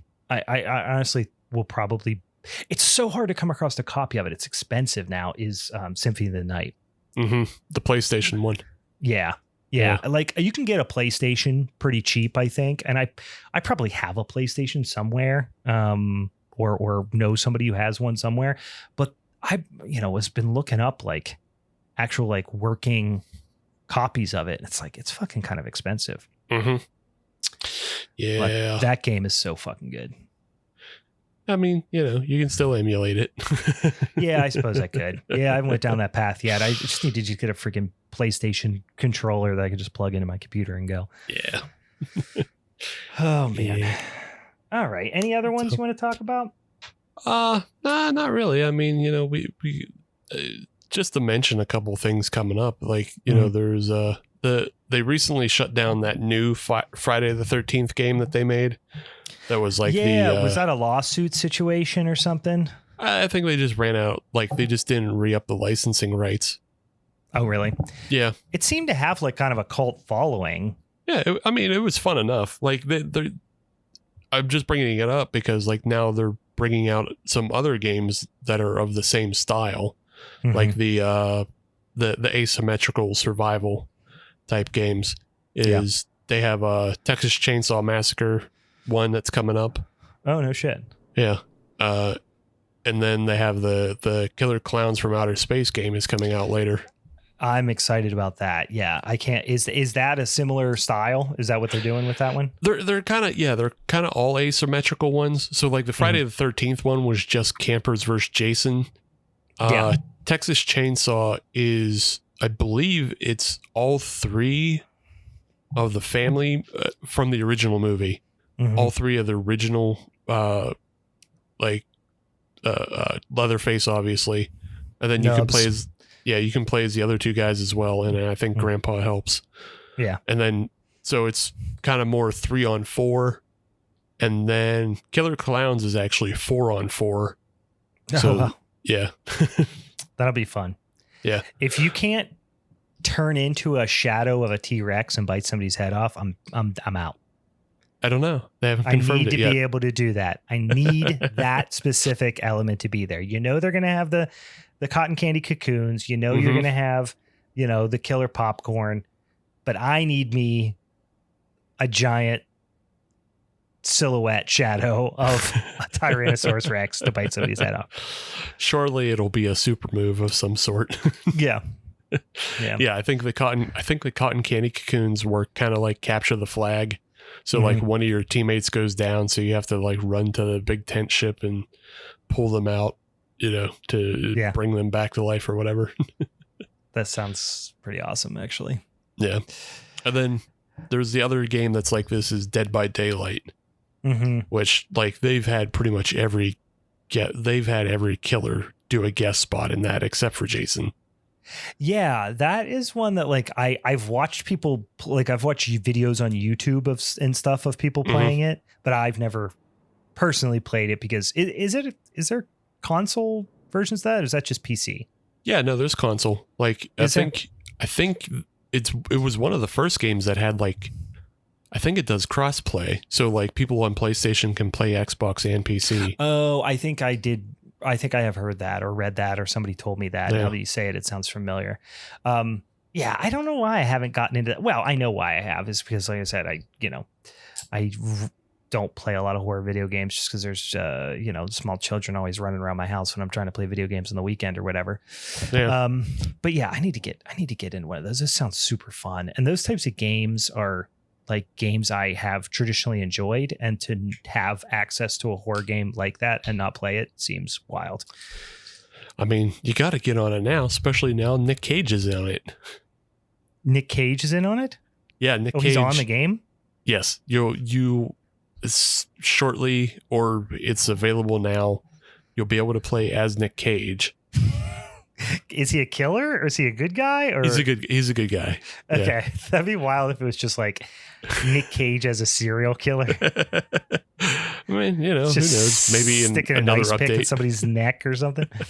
But yeah, they were doing an interview with him about it, and I guess apparently like his son, plays the game a lot. So like his son, I guess, convinced him to be in the game and like reached out. So now you can play as Nick Cage. That's fucking great. Yeah. All right. I might have to make the plunge. I don't think I've turned on my Xbox One for anything besides to play a Blu-ray in like 2 years. So I might need to do that. I'm sure my Xbox subscription long since, expired. But all right. Well, that was a lot of fun talking about some spooky, ooky video games throughout the year. And I didn't even get to all my asinine long lists. That might be a fun thing to revisit down the road or something like that. But remember, tune in next week, which is going to be our showdown episode for July, where you get to hear us and Louie from the Haunted Hangover podcast. And we're going to talk about Nickelodeon Halloween. So if you're into this kind of spooky nostalgia stuff, I guess we got back-to-back episodes on that front. So that'll be a lot of fun. Steve's going to talk about Rocco's Modern Life Halloween. I'm going to talk about Pete and Pete Halloween. We'll find out what Louie is going to talk about when you tune in. Yeah, and don't forget to follow us on them social medias and, give us one of them 5-star reviews if you feel so inclined. If you like some stickers, I'll send them to you in the fucking mailbox, you guys. Anything else I'm forgetting? Anything else I should mention? No, remake Parasite Eve. Guys, don't forget, if you're going to do something if you're going to make a resolution for the second half of 2023, it's somehow blackmail somebody into making a remake of Parasite Eve. Just do it, for God's sakes. We all need it. It's the thing where we all need and we don't know yet. That's how I'm going to word it. All right, guys. I would love if our audience somehow all came together and made a junk ass version. A junk ass version of Parasite Eve, where they have like the fucking cloven hoof hands, like in Final Fantasy VII. Yeah, they're like, do you love us? Do you like this? Parasite Eve, here it is. No, make it again. Yeah, this is bad. It upsetted us. You've done a bad job. You've dishonored the memory of Parasite Eve. All right, guys. Tune in next week. Like I said, we talk about some Nickelodeon Halloween. For the Halloween's Forever crew, I'm Brian. And I'm Triple Champ. Guys, get on it. Figure it out. Parasite Eve. Let's fucking go. Unlike Dino Crisis, I'm Triple Champ. You shut your goddamn mouth.